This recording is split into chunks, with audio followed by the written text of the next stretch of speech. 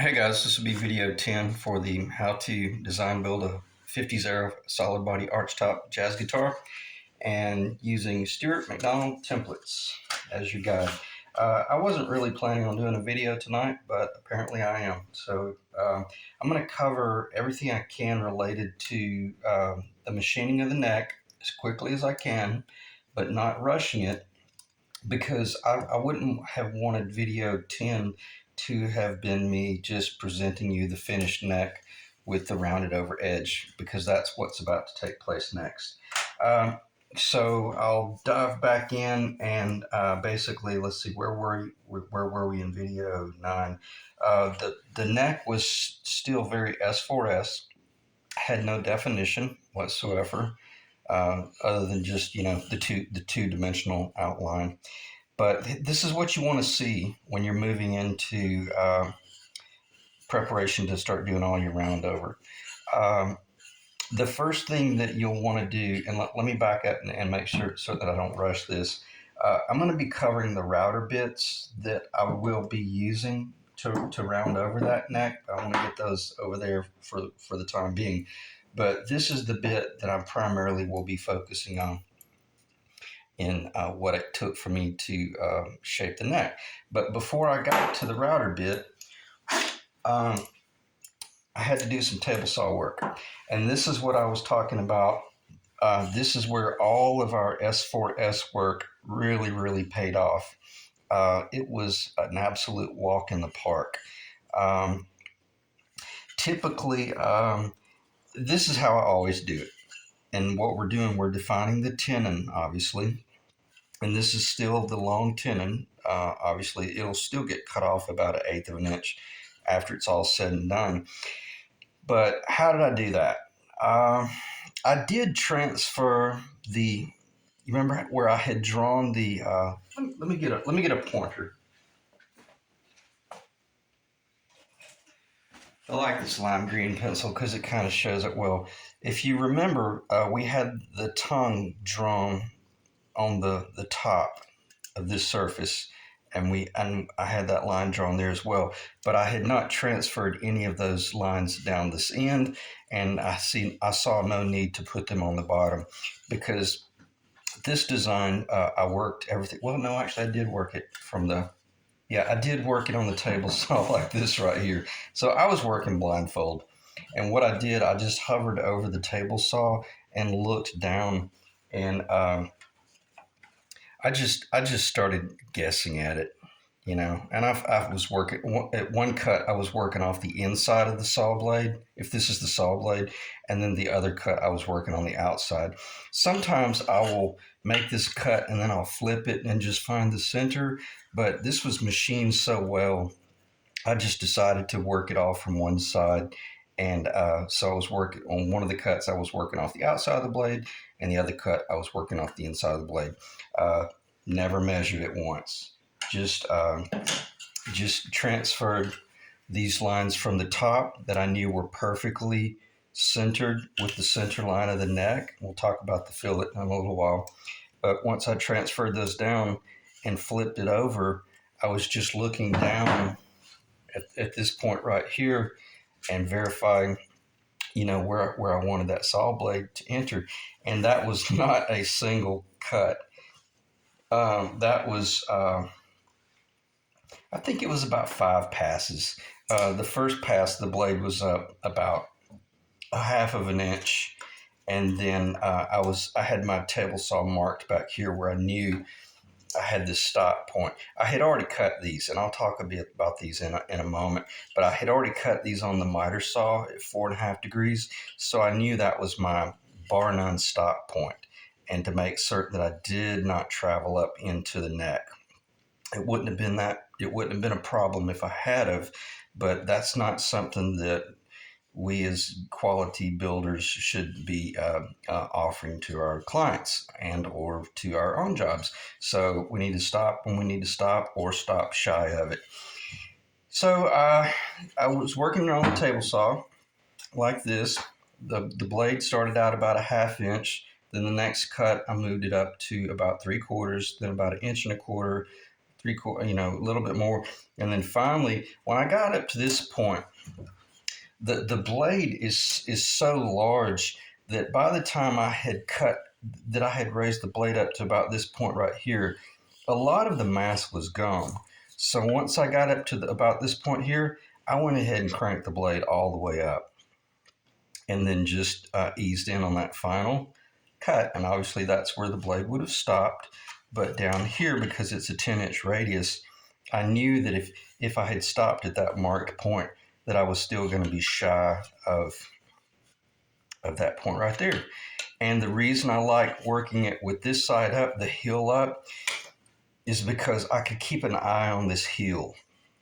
See, this very well could turn into a stain grade guitar, and I would much rather have cut up into this a half of an inch and knowing that it would be covered rather than come up here and just kiss that by an eighth of an inch.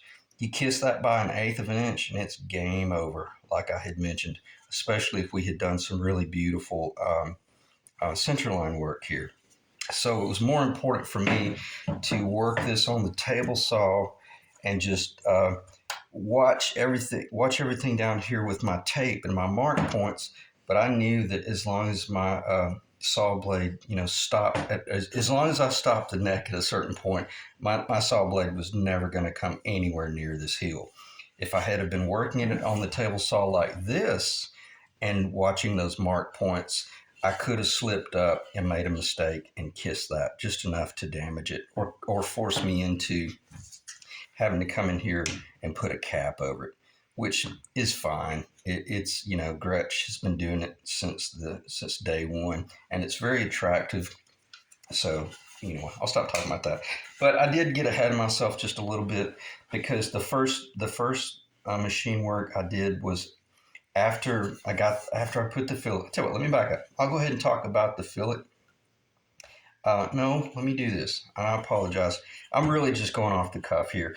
I want to make certain that I talk about this because that's a given. I've already talked about how that would be done. Even if I forget to talk about the fact that it was epoxied in and leveled, that it's irrelevant.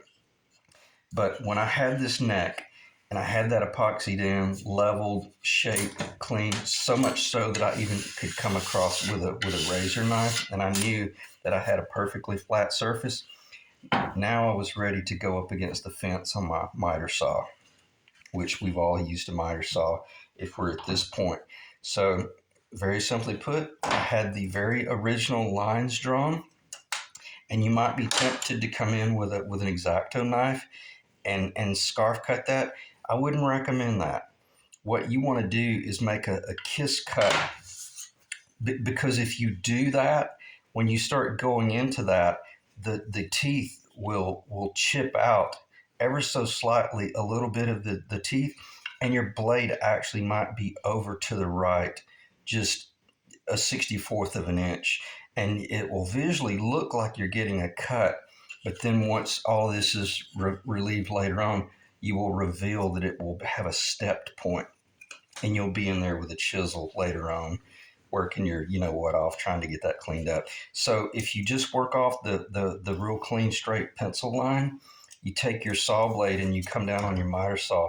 And if you're not good with your miter saw, we'll just make an obvious cut about a 16th of an inch to that side of it, and then just kiss your way over to where you want to be. And then once you find that sweet point, um, put a pretty firm grip on this thing and go ahead and make a very confident pass, such that you go ahead and do one clean cut. Don't do any of this stepped BS and think that you're going to take it off and verify that you didn't hit that and then put it back up, because the odds are you're probably not going to get it right where you want it. Just once you do find your sweet location, go ahead and take that miter saw and do a real nice confident cut, such that you cut every bit of that into. And the way you can go into this is you can set this on your fence, and you can bring your miter saw down. I wish I had a bigger circle. I'm sorry, but just humor me here. But obviously, if it's a 10-inch miter saw or a 12-inch miter saw, you can look at the relationship of where the blade will come in. And mine, basically, by the time the blade the lowest point of the blade, by the time it was fairly close to my target, I was well into the material. So I knew to only go in about a quarter of an inch, like I said. And then later on, I got a little bit more confident and I did another pass. Uh, so much so, because this is hard maple. I don't want to be working myself crazy, sawing and sawing and chiseling and sawing and chiseling, especially when I know that even if my blade came in a little bit deep, when I say a little bit deep, I'm talking a 32nd of an inch. You don't want to overshoot this any more than you really don't want to overshoot it at all. But if you're good with your saw and you just kiss the pencil line, then that's okay. All right, so that was the first move, and then after that, then I put it on the table saw. So I apologize for not clarifying the order of operations, but the order of operations was I cut that one and flipped it over, cut that one, and keep in mind you're moving your miter saw from 4.5 degrees on the left side of the center, and then once you flip it on it backwards, then you flip it over to the right side of the center, 4.5 degrees. And this is what I meant by you got to trust your tools. And if you did not trust your tools, how would you make that cut? Uh, I'm not saying use this piece here, and quite frankly, I would not use maple because it's hard to get it really cut. What I meant by is you could put some tape here, and you could put some tape here, and then you could jet glue this, but leave your pencil line exposed, and then you could CA glue or jet glue that little block right there, right to the pencil line, and then you come in with your Japanese flush cut, and you're basically doing dovetail work or similar to dovetail work. It's called a butt joint, and you're just doing a butt joint cut. And this guarantees that you don't slip up and tear up your surface, because keep in mind that's the finished neck right there. That's the finished neck. That that you got to protect that. And if you're up here with a saw it and you slip and go across it, well, I'm not going to say it's game over, but it depends on how hard you hit it. If you hit that point up there, then yeah, you could be in trouble. But then again, I'm getting ahead of myself again. I had not tapered this yet, and I apologize for not clarifying that. The tapering of the neck was the very last thing that I did, because I needed that whole neck, that whole was it the quadrilateral whole, um, the box and the lines and all the straight lines and the S4S. I needed that to help me machine all of this very nice and true. And then once I had this finished, as I mentioned to you, you don't go ahead and relieve this, because later on, once we're talking about coming in with these big router bits, you'll understand why in the latter half of the video. But then once I had that cut out, then I simply slowed down and I double checked my center. Let me make sure that I'm through talking about that. No sense in talking about the heel, but that will get relieved later on, because remember, we're going to come in here and take off about another quarter of an inch down here. But could I have done that tonight? Uh, I could have, but there's no sense in it. I can do that later on. So, but in other words, there's no sense in talking about this straight line across the heel here, because when the miter saw came down on this cut here and on that cut right there, well, guess what it defined? It defined the very top of that point and the very top of that point. And also, this is a very good reference for you to make certain that you actually cut these the same. If you had have cut one at 4.5 and then you got a phone call and then you got distracted and you thought you set your miter saw at 4.5, but you really set it at 3.5, and then you cut the other one, well, I'll bet you that piece of lime green poster paper, that will reveal itself, and you'll be doing one of two things. You'll either be moving up to clean it up, or you'll be doing a cap. So hopefully you cut the correct one 4.5, and you cut the wrong one 3.5. But what I'm saying, this will reveal that yes, I had a clean 4.5 here, perfectly square to the center line or perpendicular, and then once I transferred everything over, it carried all the way around the neck, the heel, and redefined itself right on point. And I think that should make perfect sense. Again, I'm not doing this video series to brag. I'm just doing this video series to make you realize that's that's what you need to be able to achieve. And if you don't think you can do it on maple, well, just work your way up to this. Do some. I've said this before. Just build up a little hill sample out of poplar, and just experiment with glue ups and all sorts of techniques and stuff like that. And then use that on your miter saw. Again, it's just boxed. It's only a neck up to that point right there. But then you'll start to get a feel for the order of operations. For instance, could I have cut these lines first and then cut the miter saw? Of course. It's there. Neither one is really dependent and or interdependent on the other. So you could have done either one. I just like, for some reason I like doing that first.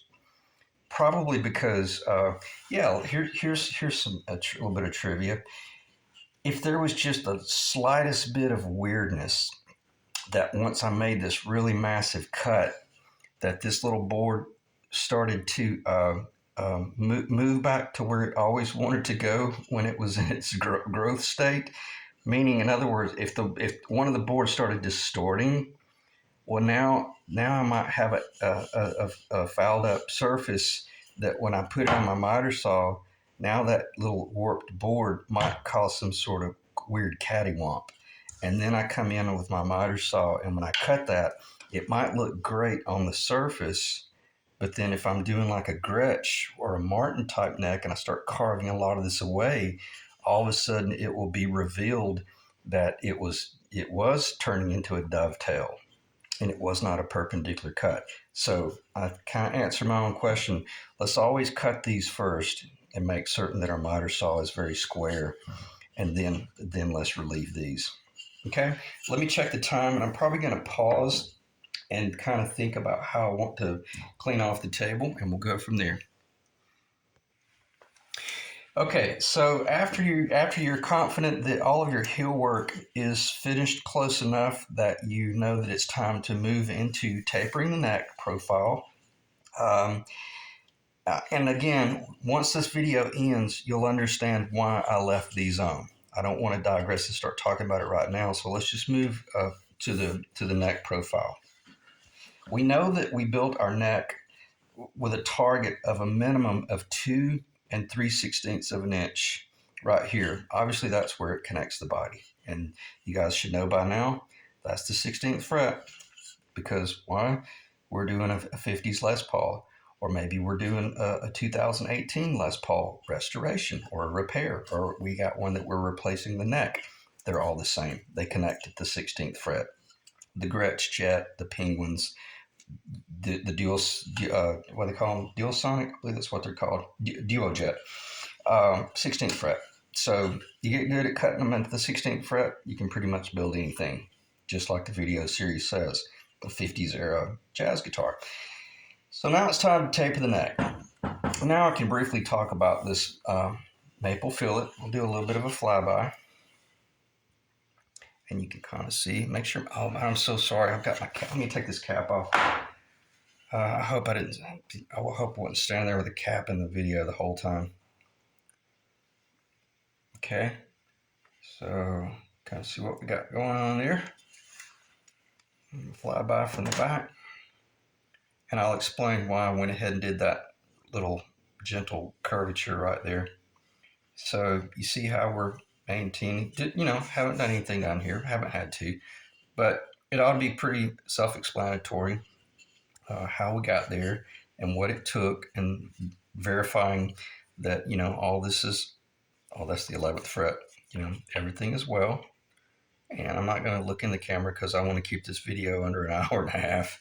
So time to taper the neck. So how do we do that? With a pencil and a straight edge, and a ruler. We know that we want our fretboard. As I mentioned, this was our defined neck. If this build-up neck was wider, let's say something was weird and this board was wider and it was off center. Well, then you just simply come in, and that's when you start making certain that you're working off the centers, you know, and then you measure off of this center. It would be, I always pick a difficult number. If it's 2 3/16 of an inch, that would be 1 3/32 of an inch, correct? To a finished neck. Once I've sanded it and shaped it, I don't want that necessarily to be my target on my rough out, because I'm still going to call this rough out. This is not finished machine work yet. And if I forget, when I install this fretboard on here that's finished out, I want to have to come in here and take about a 32nd of an inch of that maple off. Not much, but the last thing I want to do is try to go straight to the finish line on my target. Did I on this neck? Yes, because I know what I'm doing, and I trust my tools, and I trust what I'm doing. But if our target is 2 3/16 of an inch, I would feel better if your neck was about 2 1/4 of an inch here, and just leave it that way. Taper it that way, slightly oversized, but not much. But then that way, once you put your fretboard on, then you can shape all that to your fretboard. But mine is finished. That is truly the finished guitar, other than my nut location is 1 3/4 of an inch wide. If you're going for a 1 3/4 inch wide finish neck, well, then just add about a 16th of an inch to the total. You know, if you really don't trust yourself, add a 16th of an inch on both sides. But later on, you'll be thinking, "Oh, what an idiot! I should have just gone ahead and tried to at least gotten within a 16th of an inch." Why? Because you're working hard maple, and when I say working, you are going to be sweating your what off when you're shaping all that by hand. If you came in here and left this thing an eighth of an inch too large on either side, you'll be working yourself to death. So let's get really good at doing really precise work right out of the gate. Mine is exactly 2 3/16 of an inch. So basically, that's my finished guitar. I got to be real careful to not damage this, as I said earlier, and I got to keep an eye on that. But very quickly, right out of the gate, it started tapering. I'm going to exaggerate, but it started tapering in considerably. Well, as you can see, that's how much it tapered in. What would that dimension be? 5/16 of an inch, probably, maybe a little bit more. So what did I do? I came over here, 7/8 of an inch. That's half of 1 3/4. Came over here, 7/8 of an inch. You can see the mark right there. And then I simply took the really nice straight edge that I told everyone you should buy, maybe in one of the videos. If I don't think I did in this video. Harbor Freight, $10. It's unbelievable, smoking deal. NASA certified, and that is if you're in America. I'm not sure. Check, let us know what your space program might be, and I'm sure it'll be equivalent. But nonetheless, I like this because it has the metric scale on one side and then the imperial scale on the other. But for the most part, I do use this to lay out my scales, but I just like it because I can flip this over, and there's no frills on this backside. Because if I'm sitting here looking at all these crazy ticks and all these different numbers, I might get blinded. I just want a clean, soft edge, and I took it up to that point right there. And as you could imagine, I took it up that point there. This thing is nice and flat. If you put it in the center, in other words, you don't want this because all that weight's hanging off. Just kind of center it, and it'll just about float right where you want it. Do you need to clamp it before you pull your pencil and draw your straight edge? That's your call. I don't. I just reach up there and I make certain that I keep a real nice control on it. I'm on the table. I draw my straight line or my tapered line. And what is that? That becomes my trapezoidal path on the treble side. Repeat and rinse. Did the same thing on the bass side. There's nothing about the guitar that is the neck that's asymmetrical. So whatever you did there, you're doing the same on the other side. And now it's time to do one or two things. You could cut this on a table saw by putting it on some sort of jig, but you run the risk of unless you set this on the table saw in a predetermined location on some sort of sled that allows you to pitch this off center with the fence. Uh, if you do that, you're going to have to start out with the blade in a certain location and turn on the saw and then start raising the blade till it comes up through the surface and then cuts. Or either maybe you'll be able to make a pass, an entry pass, but then you run the risk of making a mistake down here. So make certain that you probably just go the route that I did, and I just used my router. Okay, and I use this bit right here, a single pass. Let me back up. I did not have to adjust the depth of the bit, but I just did very free-handed pulls on it. You're not supposed to do this, but I do climbing cuts when I'm working with something like that. In other words, the bit is turning in this direction here. And most people say, well, then you start cutting in this direction and then you start that way you can really control it. Well, if you're not careful, if you have the slightest hiccup, you run the risk of it tearing out. I like a climbing cut when I'm easing into doing the rough out. Let me get some of this stuff off the table. And let me get this cleaned off a little bit.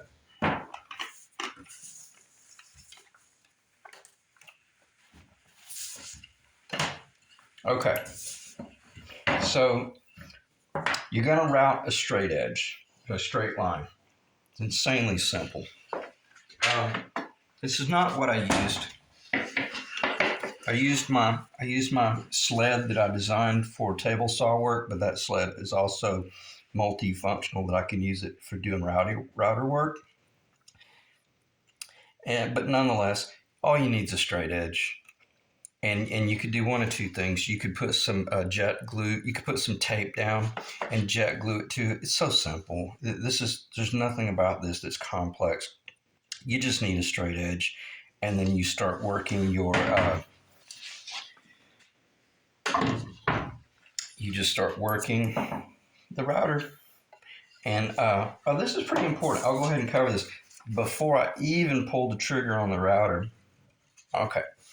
I know that this is where my headstock is overlay is actually going to be. Okay, why?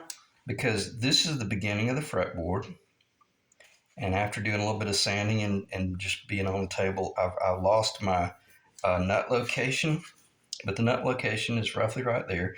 But you know what? If I'm going to make that pencil mark right there, where I'm going with this is transferring that little bit of radius so that I can monitor stop points. See, that's a sign of a good carpenter. If the pencil's still there when that was your maximum travel point, then that means that I did a really good job making certain that I didn't travel beyond the most conservative location. That ought to make sense to you guys. In other words, rather than making that mark in its original location and then slip up and go too far, well, man, it's paint grade after that all day long. But what I did, I took my template and I dropped it down to the beginning of the fretboard, and that guaranteed that even if I slipped up a little bit right here, I still could have made a mistake by close to 3/16, if not almost a quarter of an inch. So that was my guide. And I'll explain to you when I end this why I go ahead and do that.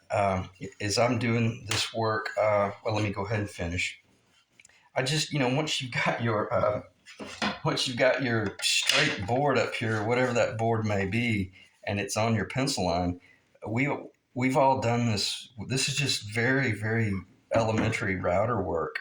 And what I meant by doing climbing cuts, I'll kind of start up in this location. Keep in mind, it's really thick up here. But by the time I got right here, it was only about 1/8 of an inch. And by the time I got here, it was feathered thin.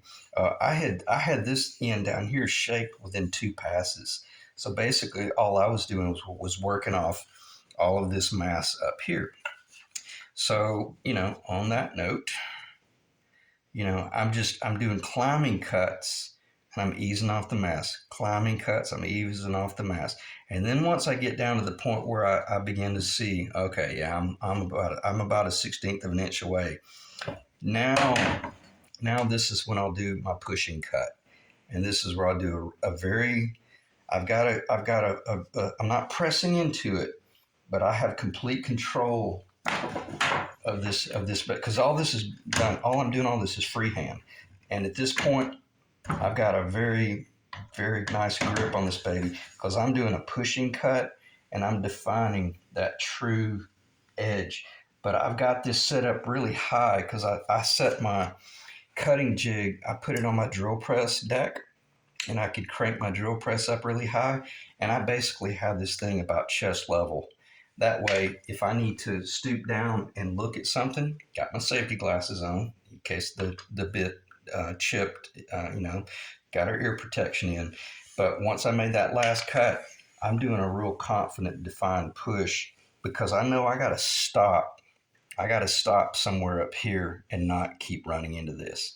I probably should. I probably could define some sort of idiot-proof item that makes me stop, but I just know better than that. I got the radio turned off. I'm not listening to anything. I'm not taking any calls. I just know to stop. And if I don't, I just have to plan to go paint grade. All right, let me check the time. I think it's 31. Just another long video. So I guess it's just a ton of information because I'm having to treat this series from the standpoint of, like I say, there might be someone out there that has never thought on this level. So if this is boring, well, then just enjoy the boring side of it and just, or if you see me doing something that you see you know of a different route, let me know. Leave it in the comments. But nonetheless, I trimmed off that straight edge and then repeat and rinse, do the other side.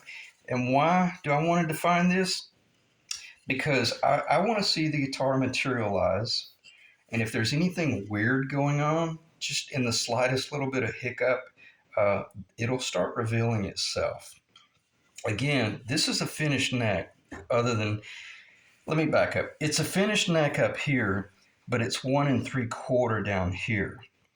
Now, that leaves me room to turn this nut width. I can leave it at 1 3/4 if I want, which personally I think that's too wide.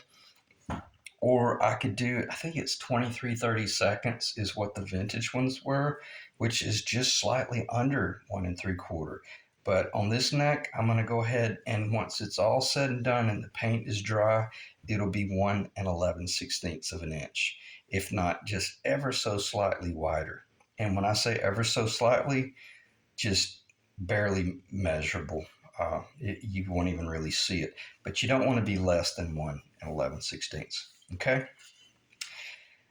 Is it finished? No, it's still, I can still feel little lumps and humps right there, but that's fine because I've still got quite a bit of material that's going to, well, quite a bit. I got about a 32nd of an inch that's going to come off on either side right there. But then once you get up here, I'll be flaring further up into this. So the further you go into the headstock, the more considerable amount of material that will be removed. And why do I do it this way? And I'm glad I thought of this, even though I'm not working off a point list, because now that I've got that little bit of curve right there, I'm sighting down this, and I can see what's going on with the grain and the growth rings, the annular rings, all that jazz. Now I've got it burned right here, so I'll have to sand that up. But I can see it. I can see what's going on with those. With the board, just the natural growth. Why? Because I'm going to determine how to best match these ears that will be glued onto the headstock. Because right now we're pretty close to like a seagull. You know how they have the really really narrow headstock, which I love that little guitar. It's a great little guitar. But we don't want to be. We're not building a seagull. We're building a 1950s era solid body jazz guitar. And they typically have, fairly stately net headstocks. Some of them get a little bit too big, a little bit too massive, but I like doing that stuff because it starts to help me to see the guitar, and if I've got any sort of I may have some sort of imperfection, like a knot or something, and I've got to address. But nonetheless, it all. I just like to see it in a cleaner state. I don't like to see any unfinished areas before I move into the next stage. So, and speaking of that, what would be the next stage? Now that we've got our heel ready to relieve, almost, but we're leaving that mass in there because we want a flat surface so that we can run our router. That's kind of where I'm going with this. We'll talk about that here next. But, and I don't want to do the headstock ears yet because I want to have the ability for this router to come up. I run it on a jig that's a little bit higher, and this will allow my router, if I'm raised up a little bit, it will allow my router to go a little bit further, and I can get much more dangerous in my cut. I can get dangerously close to almost getting a completely finished cut. If I had these really large headstock ears glued up here and all this was really rough and all that crap right there, when this big bit, this big bit comes along right here, I'd have to stop back here, and if I came up here and hit that, man, I could tear the whole headstock apart.